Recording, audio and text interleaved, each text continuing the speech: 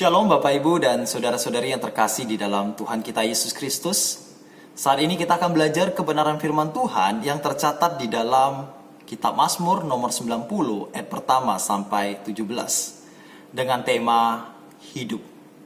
Saya akan bacakan ayat ke-12 untuk kita semua. Demikianlah firman Tuhan. Ajarlah kami menghitung hari-hari kami sedemikian hingga kami beroleh hati yang bijaksana. Bapak Ibu sekalian, Mazmur 90 ini beberapa kali saya khotbahkan dalam ibadah penghiburan di rumah duka. Dalam suasana keluarga berduka dan menyaksikan jenazah dari anggota keluarga tersebut yang terbaring di peti mati. Kehidupan, kematian, hidup, dan mati terpampang dengan jelasnya. Firman Tuhan katakan, di rumah dukalah kesudahan segala sesuatu. Kesudahan setiap manusia. Kesementaraan hidup adalah sebuah kenyataan bagi setiap orang. Saat ini sekalipun bukan dalam kondisi suasana di rumah duka. Kebenaran akan hidup yang sementara tidak bisa kita pungkiri. Suka tidak suka, semua manusia hanya sementara di dunia ini. Dan firman Tuhan juga dengan sangat jelas Bapak sekalian mengumpamakan akan kesementaraan hidup manusia. Dikatakan hidup manusia seperti uap yang sebentar kelihatan lalu lenyap. Seperti rumput yang bertumbuh kemudian mati, layu mati. Seperti tenda yang dipasang lalu dibongkar. Hidup manusia hanya sementara di muka bumi ini. Termasuk saya dan setiap kita. Bapak Ibu sekalian, di dalam kenyataan akan kesementaraan hidup ini, apa yang harus kita perbuat? Mazmur 90 akan memberikan dua nasihat dalam menjalani kesementaraan hidup ini. Yang pertama, di tengah kesementaraan hidup, jadikanlah Tuhan sebagai satu-satunya tempat perteduhan. Musa berkata, engkaulah tempat perteduhan kami turun-temurun. Sebelum gunung-gunung dilahirkan dan bumi dan dunia diperanakan.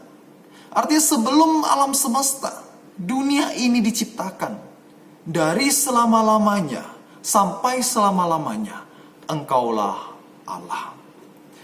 Bapak sekalian, Musa di dalam doanya, dia menyatakan imannya kepada Allah. Kepada Allah dia berlindung. Allah adalah tempat perteduhannya.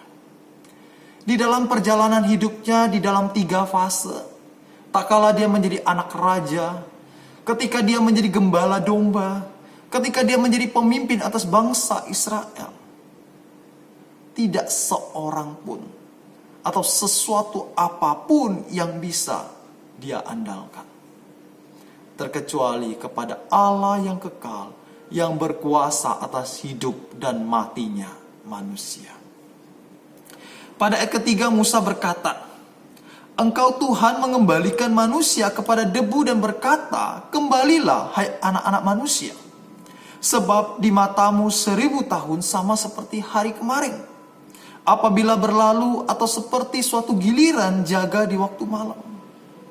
Di tengah kesementaraan hidup ini, jadikanlah Tuhan sebagai satu-satunya tempat perteduhan.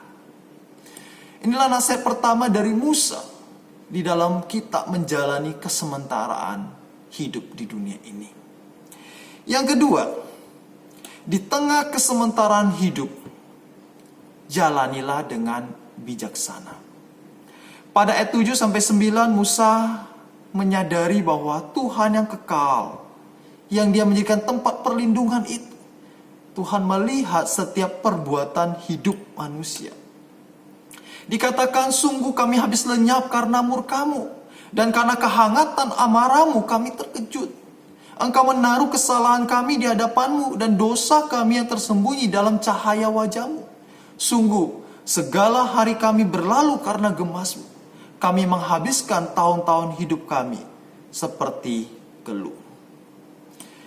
Bapak Ibu sekalian, di dalam kesementaraan hidup ini, Musa sadar dirinya adalah orang berdosa.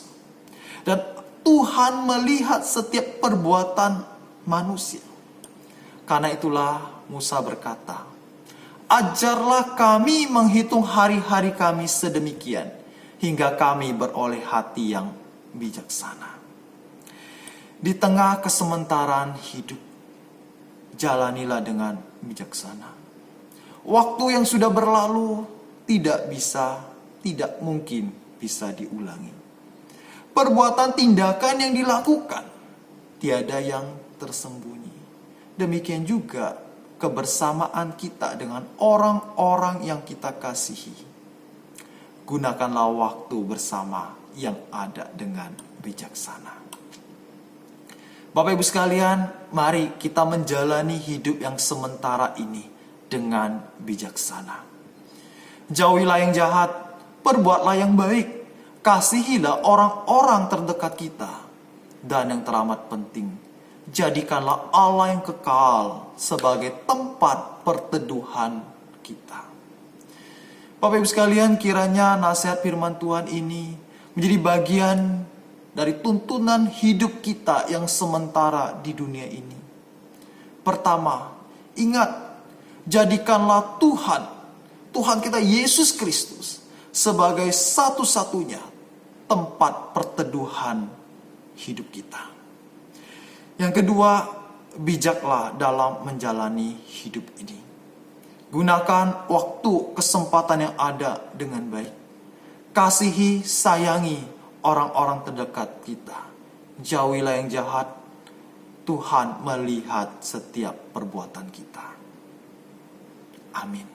Hanya ku berikan pada hormat dan mulia, puji dan bakti.